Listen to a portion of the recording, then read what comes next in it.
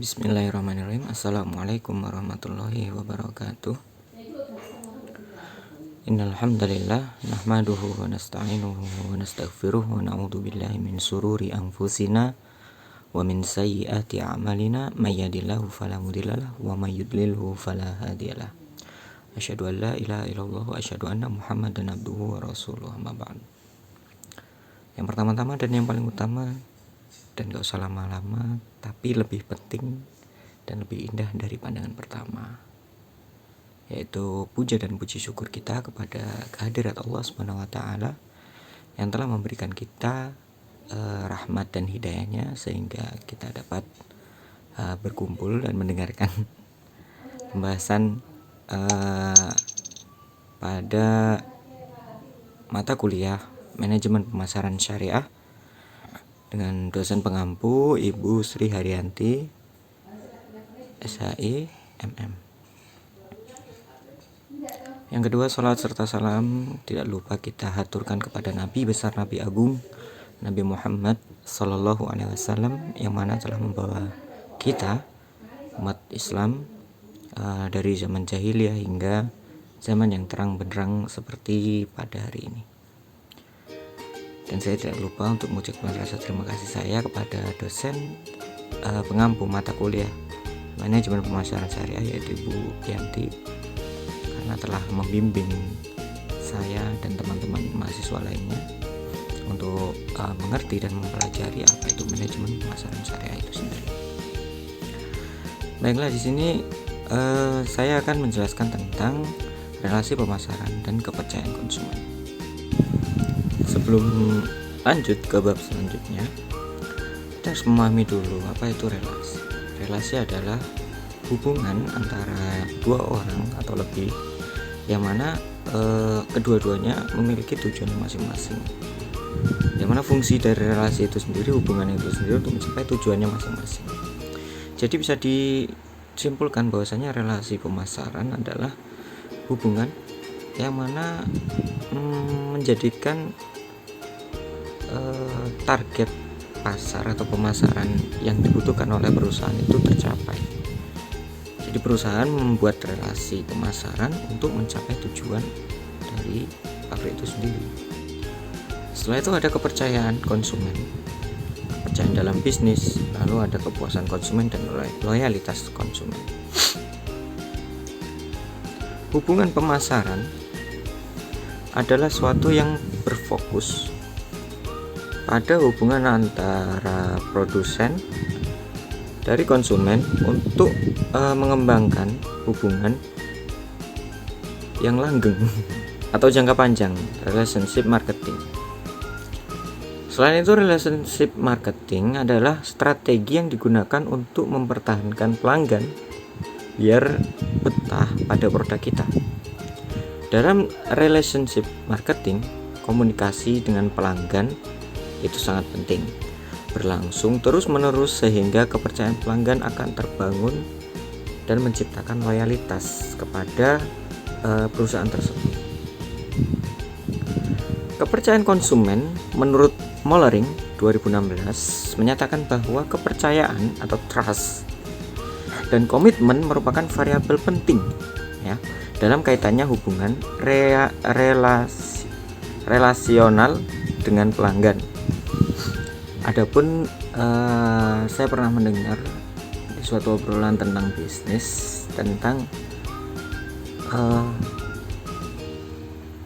mahalnya kepercayaan, yang mana pihak bank menyatakan bahwasanya trust is most valuable thing than money. Jadi kepercayaan itu suatu hal yang lebih penting daripada uang. Maksudnya apa? Maksudnya kepercayaan itu adalah uang terbesar daripada uang itu sendiri. Jadi kalau nasabah sudah percaya, mereka kan, ini contoh bank ya. Jadi kalau nasabah sudah percaya pada bank tersebut, mereka akan loyal dan akan terus menggunakan jasa bank tersebut. Sehingga pendapatan yang akan diterima oleh bank itu selalu terus-menerus atau konsisten. Komitmen maksudnya yaitu konsisten. Karena nasabahnya percaya pada bank tersebut. Makanya kenapa bisa dibilang kepercayaan itu sangat mahal oleh pihak bank itu ya.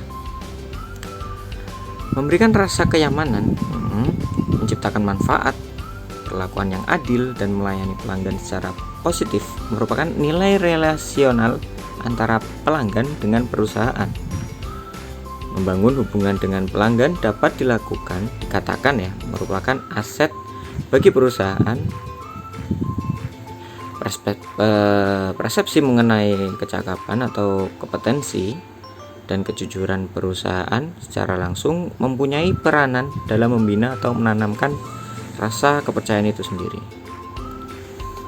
Kepercayaan dalam bisnis, kita lanjut ke bab selanjutnya. Keller 2016. Kepercayaan dalam pemasaran syariah adalah faktor kunci dalam membangun hubungan jangka panjang antara pelanggan dan perusahaan. Seperti yang tadi sudah saya jelaskan bahwasanya jika nasabah ya, tadi contohnya yang bank ya, jika nasabah itu sudah percaya pada bank, suatu lembaga jasa penyimpanan keuangan yaitu bank, udah percaya, loyal, sudah timbul nih kepercayaan dalam bisnisnya, jadi dia bakal selalu membutuhkan atau mau ngirim apa, uang, mau transfer, mau nabung, dia tuh pasti akan menggunakan bank tersebut karena dia sudah percaya pada bank tersebut, sudah bener-bener dianggap keluarga sendiri mungkin. Seperti itu ya. Lalu ada pandangan lain tentang perusahaan syariah itu, kepercayaan dalam pemasaran syariah. Lestari dan Wibowo tahun 2018, perusahaan syariah harus mengelola keuangan secara transparan atau terang-terangan atau jujur terbuka dan memberikan laporan keuangan yang jelas kepada pemangku kepentingan, pada stakeholder, kepada nasabah. Dia harus jujur dengan uang atau maksudnya dengan data, mungkin misalkan pemotongan bulanan itu harus detail, apa saja yang dipotong, apa saja yang diambil, seperti itu. Jadi harus transparan, jadi tidak menimbulkan kecurigaan yang mana itu mengkikis atau membuat kepercayaan pelanggan atau nasabah itu berkurang. Dengan demikian perusahaan dapat membangun kepercayaan dan keandalan di mata pelanggan dan pemangku kepentingan lainnya tentunya.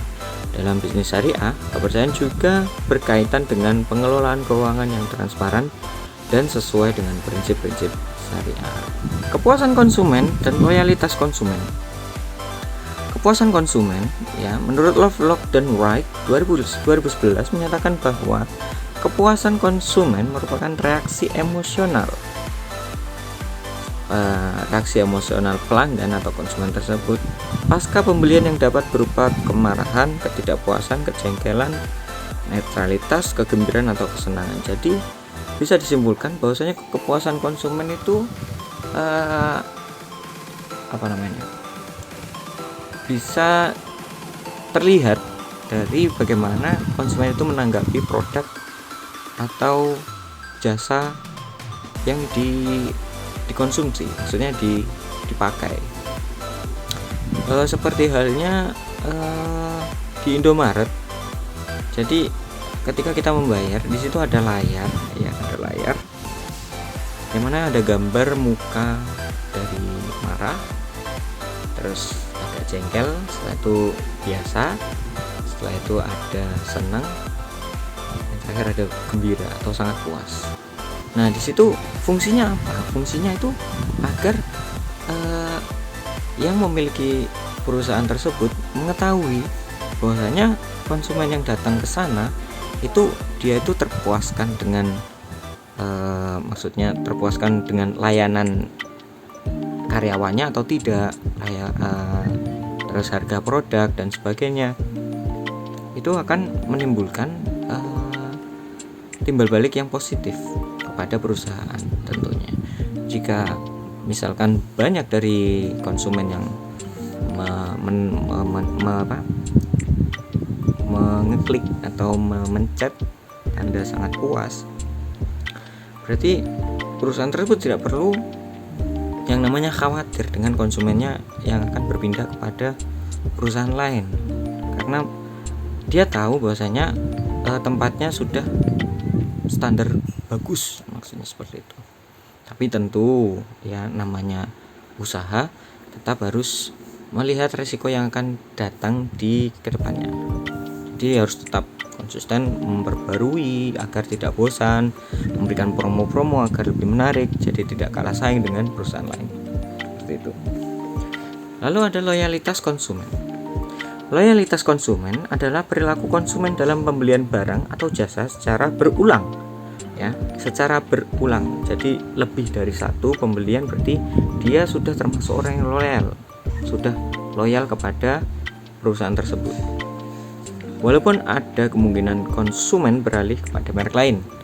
Ya, walaupun dia itu sudah beli berulang, tapi ada kemungkinan juga dia akan beralih ke merek lain. Kenapa? Ya karena bosan bisa jadi, karena mungkin ingin mencoba hal baru dan sebagainya.